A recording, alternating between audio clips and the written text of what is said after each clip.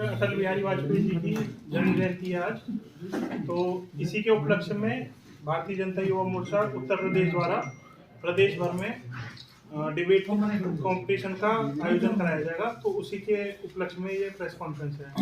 जैसा कि सभी को अवगत है कि हमारे श्रद्धेय अटल बिहारी वाजपेयी जी की आज जन्म जयंती है। आज से ही भारतीय जनता पार्टी युवा मोर्चा उत्तर प्रदेश के द्वारा पूरे देश भर में अटल बिहारी वाजपेयी जी की जन्म जयंती के अवसर पर अटल डिबेटिंग क्लब के माध्यम से हम पूरे देश भर में युवा मोर्चा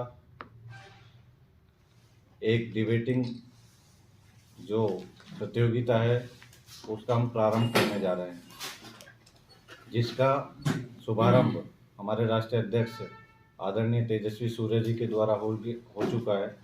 और उत्तर प्रदेश में हमारे प्रदेश के अध्यक्ष आदरणीय प्रांशुदत्त द्विवेदी जी और प्रत्येक जिले में हमारे प्रदेश के पदाधिकारी, क्षेत्र के पदाधिकारी सब लोग ऐसी प्रेस वार्ता कर रहे हैं, जिसमें 25 तारीख से 27 तारीख के बीच में हम एक प्रतियोगिता, जिसमें भाषण प्रतियोगिता का नाम देकर के जो युवा मोर्चा प्रारंभ करा रहा है, और एक निबंध प्रतियोगिता जिसमें हम लोगों ने 4 विषय रखे हैं जिन पर यह प्रतियोगिता होनी है।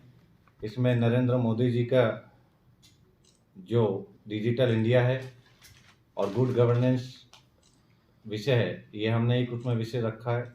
दूसरा, भारत जो 5 ट्रिलियन अर्थव्यवस्था की ओर अग्रसर है, इस पे हमें सब लोगों से भाषण लेने हैं। भारतीय जनता पार्टी भारतीय युवा मोर्चा ने अटल भाषण प्रतियोगिता के नाम से एक प्रतियोगिता रखने का योजना बनाई है, जिसमें भी लगभग सारी बातें प्रवीण जी ने आपको बताई। इसमें विशेष रूप से मैं कहना चाहूँगा, जो 4 बिंदु हमने रखे हैं वो आज की जो राजनीति है उसको ध्यान में रखते हुए रखें। किस तरीके से आज की डेट में जो रेवड़ी बांटने का काम किया जा रहा है, जिसका अभी कुछ दिन पहले रेवड़ी राजनीति के नाम से भी जो चलन में आया। आजकल कोई भी व्यक्ति आ रहा है राजनीति में, वो मुफ्तखोरी की बात कर रहा है, और जिसमें हम लोग ये महसूस कर रहे हैं कि जनता भी उसको कहीं ना कहीं कुछ हिस्सा सपोर्ट कर रहा है, जो कि हमारे देश के लिए घातक है। और भविष्य की जो युवा राजनीति, जो हमारे युवा है, हमारा भविष्य जो भारत का है, उनके लिए भी बहुत खतरनाक साबित हो सकता है। क्योंकि जब आप मुफ्तखोरी की बात करते हैं, किसी को ऐसी सब कुछ फ्री में देने की बात करते हैं, तो जो असल मुद्दे होते हैं वो छुप जाते हैं। और देश की इकोनॉमी पे क्या असर पड़ेगा, देश की जो स्थिरता है उस पर क्या असर पड़ेगा, वो सबके सामने है। उसके साथ साथ किस तरीके से भारत 5 ट्रिलियन अर्थव्यवस्था की ओर अग्रसर है, वो भी माननीय मोदी जी का संकल्प है कि कैसे हमारी अर्थव्यवस्था 5 ट्रिलियन तक जाए। उसको लेके हम बहुत मजबूती से संकल्पित हैं और बहुत रफ्तार से हम उसमें आप देखेंगे साल दर साल आगे बढ़ते जा रहे हैं। इसके साथ साथ आपने देखा होगा कि डिजिटल इंडिया को किस तरीके से माननीय मोदी जी के नेतृत्व में बहुत ही ऊर्जा के साथ आगे बढ़ाया जा रहा है। आप अगर पिछले 10 सालों में इसका कंपैरिजन करेंगे, आज से 10 साल पहले डिजिटल इंडिया के बारे में जब भारत के लिए सोचते थे, तो लोग ये कहते थे यहाँ पॉवर्टी इतनी है, लोग इतने लिटरेट है, एजुकेशन हमारी इतनी नहीं है, इतना है, उसका परसेंटेज जो हमारा है बहुत कम है, तो उसको हम कैसे पालन कर पाएंगे। पर एक ऐसा समय आया, वो कोरोना काल हमारे ऊपर पड़ा, जिसमें नोटबंदी भी आई।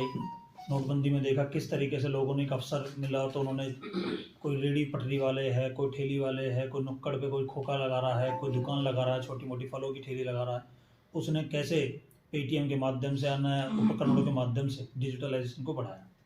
तो ऐसी कई स्थिति हमारे सामने है, जिसको हमने कभी जब संकल्प लिया माननीय मोदी जी ने, उसको मजाक के रूप में लिया गया कि अभी भारत उससे बहुत दूर है, केवल विकसित देश ही इसके बारे में सोच सकते हैं। उस मिथक को हमारे देश की जनता ने और हमारी सरकार ने तोड़ा।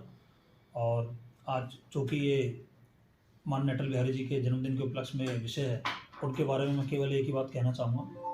और आपको भी बड़ा हर्ष होता होगा कि वो कहीं ना कहीं आपके प्रोफेशन से भी स्टार्टिंग उन्होंने की। कभी पहले वो पत्रकार थे, फिर वो राजनीति में आए, और किस तरीके से उन्होंने एक ऐसी सरकार को उखाड़ फेंकने में बहुत सक्रिय भूमिका निभाई, जो आज़ादी के बाद लगभग एक ऐसी जड़ बना चुकी थी कि किसी ने कल्पना भी नहीं की होगी कि कांग्रेस का इस तरीके से हद से बढ़ जाएगी।